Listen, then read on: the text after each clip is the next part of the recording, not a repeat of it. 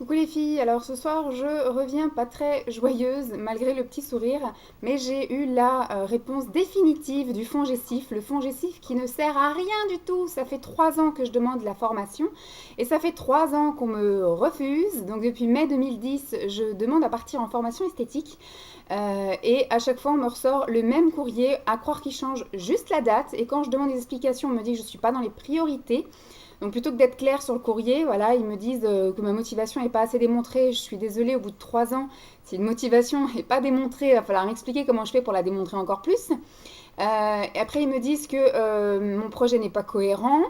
Enfin, plein de trucs comme ça. Et quand je demande de vive voix, c'est quoi le bordel, ils me disent, bah, vous n'êtes pas dans le public prioritaire, vous avez déjà 2 bacs plus 2, vous avez déjà un bon emploi, vous avez moins de 40 ans. J'ai 31 ans, effectivement, j'ai moins de 40 ans. Donc vous n'êtes pas dans les priorités. Donc en fait, il faut que j'attende 10 ans avant de pouvoir enfin me réorienter. Donc je suis désolée, mais je ne vais pas pouvoir attendre. Alors maintenant, la question se pose. Donc c'est hors de question que je reste dans le boulot où je suis parce que ça va pas du tout. C'est même de pire en pire. J'ai juste envie de tuer tout le monde et après de me tuer moi-même. Donc c'est juste pas possible. Donc dès demain, en fait, je vais demander à avoir un entretien pour bien dire c'est bon, c'est fini. Maintenant, voir à quelle date je peux partir, à combien on me lâche, etc. Maintenant, on se pose la question parce que je vais partir avec un départ volontaire parce que c'est un centre qui ferme et donc je ne vais pas bénéficier du reclassement.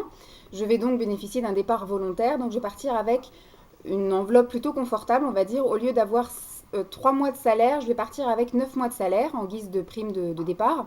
Sauf que du coup, quand c'est un départ volontaire, on est en carence, si je puis dire. En fait, on ne touche pas les allocations chômage avant 5 mois. 120 jours, sauf que le cinquième mois n'est payé que le 15 du mois d'après, donc on va dire que j'ai 5 mois sans salaire. Le salaire du cinquième mois tombe au milieu du sixième mois, je ne sais pas si c'est très clair, mais bon. Donc moi, ce que j'avais l'intention de faire, c'était d'aller à l'école que je voulais faire, donc à mes frais sur mon temps de chômage.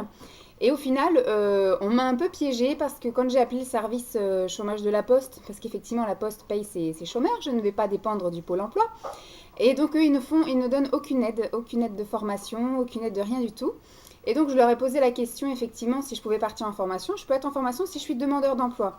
Sauf que si admettons je pars au mois de septembre, donc je serai demandeuse d'emploi entre guillemets au mois de septembre, sauf que du coup je ne serai pas allocataire. Et eux, ils estiment que tant que je ne suis pas allocataire, je ne peux pas faire ce que je veux. Donc, je ne peux pas m'inscrire en formation, je ne peux pas aller et venir comme je veux. Il faut que je cherche du travail. C'est ça pour eux. Donc, pendant 4 mois, j'aurai zéro revenu et il faudra que je justifie que je cherche du travail. Donc, du coup, se pose la question de comment je vais faire pour chercher du travail et travailler, surtout en ayant zéro revenu pendant 4 mois, en allant à l'école. Donc je me suis dit, soit t'en as rien à foutre, tu fais ta formation et puis on verra plus tard. Tu envoies quand même des CV, des courriers, des trucs comme ça, mais voilà, ça n'aboutira pas parce que tu es en formation. Donc je pèse le pour et le contre sur tu vas à l'école ou alors c'est poser l'option de les cours à distance par correspondance, le CAP esthétique par correspondance. Donc j'ai essayé de peser un peu le pour et le contre. On va dire que mon cœur balance quand même pour l'école parce que c'est vrai que c'est assez complet.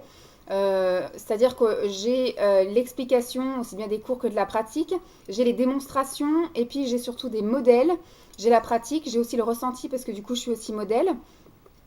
Et puis voilà, c'est un peu de l'intensif et c'est du suivi, et c'est du régulier, c'est strict, c'est encadré. C'est aussi peut-être ce que j'ai besoin parce que j'ai peur aussi de me retrouver toute seule dans la nature. C'est aussi une vie sociale, c'est-à-dire que je vais tous les jours être avec des gens, tous les jours parler avec des gens. Je vais avoir de nouvelles connaissances, peut-être de nouvelles copines qui me permettront de faire de nouvelles aussi connaissances et nouvelles rencontres, etc. Euh, Par contre, le gros point noir, c'est effectivement que ça coûte 9000 euros. C'est 9000 euros tout compris, hein. C'est 9000 euros le CAP esthétique, l'option soins du corps, le matos pour le CAP et le matos pour l'option. Donc c'est vraiment tout inclus, tout inclus. Et l'autre option, c'est l'option à distance, donc par correspondance. Et le moins cher que j'ai trouvé pour l'instant, c'est Educatel. Et Educatel, je peux commencer dès le mois de juin, si je veux, là, dès le mois prochain. Ce qui fait que ça me fera vraiment un an, alors que pour l'école, c'est de septembre à mai, ce qui est un petit peu court, en sachant qu'il y a, pendant cette petite période, il y a 2 semaines de vacances et il y a surtout 12 semaines de stage, plus tous les cours, etc. et la pratique, donc c'est un peu chaud. Euh, Par contre, pour les cours par correspondance, voilà, c'est dès le mois de juin et pendant 3 ans. Donc, si je décide de passer le CAP dès la première année, ben, je m'inscris et je le passe. Après, si je le rate, je peux le repasser parce qu'en fait, c'est du passage en candidat libre. Donc, pendant jusqu'à 3 ans, je suis considérée comme étudiante dans cette école Éducatel. Ensuite, l'autre point positif, c'est que ça coûte 2 744 euros. Voilà. Alors, ça comprend les cours papier, donc des petits classeurs avec des fiches. Ça comprend des DVD, ça comprend les profs en ligne, donc aussi bien téléphone que Internet. Et ça comprend 6 semaines de stage pratique intensif, on va dire vers le milieu fin du cycle, c'est-à-dire plus l'année prochaine au mois de mars-avril, juste avant les examens, histoire de réviser vraiment toute la théorie et tout ce qui est application en fait. Pendant 6 semaines, on va bouffer de la pratique et de la pratique. Et le petit plus également, c'est que bah, en fait, j'ai autant de conventions de stage que je veux. Donc là, je ne suis pas limitée à 12. C'est un minimum de 12 semaines. Mais si j'ai envie de faire 20 semaines de stage, je peux. Ils me fourniront des conventions de stage tout le temps, même une fois que je suis diplômée. C'est-à-dire que si j'ai mon CAP l'année prochaine, je suis inscrite pour 2 ans encore après en tant qu'étudiante. Donc si je veux faire des stages encore après, soit pour me perfectionner ou soit en guise de période d'essai chez certains employeurs, etc., je peux toujours proposer des stages et obtenir des conventions de stage. Et on va dire autre petit plus également, c'est que du coup je vais pouvoir gérer mon temps pour les cours. C'est un plus, mais c'est aussi un moins parce que j'ai un peu peur de ne pas m'y tenir. C'est bête, hein, mais c'est comme ça. L'autre petit plus, donc, c'est que du coup, ben, je vais avoir du temps pour un peu gagner des sous pendant ces fameux 4 mois où je suis carencée sans paye, où je peux peut-être me trouver un CDD en temps partiel, où je peux peut-être me trouver, donc en essayant de cibler quand même un milieu qui m'intéresse, c'est-à-dire soit en parfumerie, soit en vente style chez The Body Shop ou autre, ou chez Kiko, etc. En justifiant effectivement que je suis actuellement en formation CAP esthétique, ça peut être un point positif, ou alors faire voilà, des missions intérim qui me rapporteront un petit peu, histoire de faire entrer un petit peu de sous pendant ces 4 mois où je serai un peu carencée, où il n'y aura pas de revenu d'argent. Et au bout de ces 4 mois, enfin 5 mois où le chômage va s'enclencher, à ce moment-là, eh ben, je pourrais faire mes stages pratiques, c'est-à-dire les stages non rémunérés, les stages obtenus grâce à ma formation, avec à tes souhaits, avec les conventions de stage. Donc voilà, mon cœur balance entre les deux. Après, voilà, le gros moins de la formation à distance, c'est que je vais être vachement isolée. Que je vais donc, je fais beaucoup de hein. C'est que je vais être très très très isolée, que je vais me retrouver toute seule chez moi, et que je vais avoir peur un peu de déprimer, que ma vie sociale va en pâtir, parce que du coup je ne vais plus parler à personne et plus rencontrer de nouvelles personnes. Et gratte le nez, autre point négatif, c'est que j'ai pas énormément de réseau. J'avais quelques copines, j'ai jamais eu énormément de copines, mais j'avais une dizaine de copines, et il y en a qu'une qui est restée en région parisienne. Toutes mes anciennes amies de longue date, on va dire, parce qu'après j'ai quelques connaissances comme ça, un peu à droite et à gauche, mais c'est pas des amis, amis au sens propre du terme, des amis de longue date. Parce que mes amies de longue date, elles se sont tous barrées. La dernière en date, c'est celle qui est partie à Saint-Tropez. Sinon, il y en a une qui est partie bah, dans le 66, du côté de Perpignan. Il y en a une qui est partie du côté de Bordeaux, une qui est partie du côté de Toulouse. Donc, elles se sont tous... tout le monde s'est barré. Donc, du coup, au niveau de la pratique, j'ai pas beaucoup de modèles en réserve. Donc, moi, j'avais pensé... Bon, c'est sûr que ma mère va y passer. Ma belle-sœur, il risque d'y avoir aussi mes petites connaissances comme ça. Peut-être les voisines de mes parents. Je vais essayer de voir dans mon voisinage. Mais il n'y a pas beaucoup de femelles dans mon bled. Rien que vous voyez là dans mon immeuble, il y a peut-être une dizaine d'appartements, on n'est que 3 filles. Donc c'est un peu, hein, c'est plein d'hommes ici, mais pas des hommes qui m'intéressent. Bref, je m'égare. Après, ce que j'avais pensé à faire, il faut que je me renseigne si au niveau du pôle emploi, ça me raye des demandeurs d'emploi si je crée un statut d'auto-entrepreneur. Parce que du coup, ça peut me permettre d'allier la pratique à un petit revenu entre guillemets, au moins de faire des tarifs plus ou moins attractifs, mais juste en guise de participation pour acheter du matériel. C'est-à-dire faire des épilations, mais ne faire payer que la cire. Donc moi, ça me permet de m'entraîner et de pouvoir me racheter de la cire. Mais ne pas faire trop de publicité, parce qu'effectivement, si c'est une clientèle qui est amenée à rester longtemps, je ne voudrais pas qu'elle soit choquée qu'une fois que je suis diplômée, j'augmente fort mes tarifs. Donc il faudrait que je trouve un juste milieu.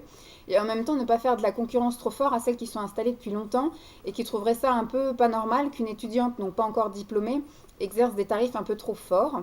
Donc je sais pas trop comment, voilà, j'ai plein de questions, j'ai la tête mais comme ça. Tout est fouillis, tout est bordel. Je sais pas du tout, je suis perdue. Donc je vous demande, vous, votre avis au niveau de la balance, au niveau des plus, des moins. Si vous, vous avez d'autres plus, d'autres moins en tête que je n'ai pas dit, que je n'ai pas pensé.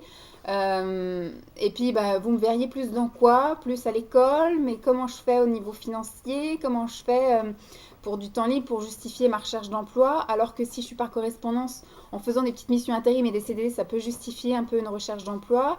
Euh, je suis un peu perdue, je ne sais pas trop quoi faire, je suis vraiment... Donc si vous, vous êtes déjà aussi dans le milieu peut-être du pôle emploi ou des choses comme ça, si vous avez déjà la même expérience que moi, ou alors si vous avez un avis complètement neutre en disant, bah moi je serais toi, bah je ferais ci, moi je serais toi, je ferais ça, ou alors je te vois bien, je pense que tu es assez forte pour...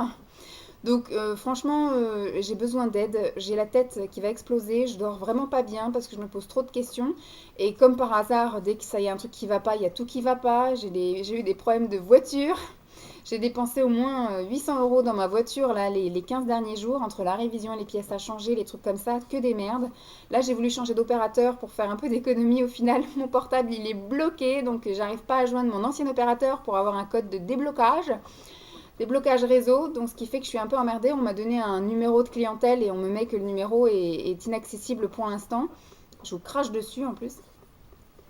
Donc je suis voilà, je suis noyée par les emmerdes, j'en peux plus. Le boulot, ça me fait chier, mais alors en prime, maintenant que je sais que c'est réel, je me casse, j'ai plus rien à perdre. J'ai qu'une envie, c'est tous les envoyer chier, mais il faut que je tienne au moins encore pendant 3 mois. Donc voilà, je vous fais donc des gros bisous. J'espère que vous allez un petit peu m'éclairer, un petit peu m'aider. C'est un peu mon petit sondage. J'ai besoin de vos avis. J'ai pas forcément besoin comme de soutien ou d'autres, mais j'ai juste besoin d'un peu d'aide. Je vous fais des gros bisous. J'espère que je vous aurai pas déprimé. J'essaye de garder quand même le sourire. De toute façon, même quand ça va pas, j'arrive pas à tirer la gueule et à pleurer. En général, je pleure sous la douche ou dans ma voiture, mais personne me voit pleurer. Donc voilà, je vous fais donc des gros bisous et puis je vous dis à très vite. Bye les filles.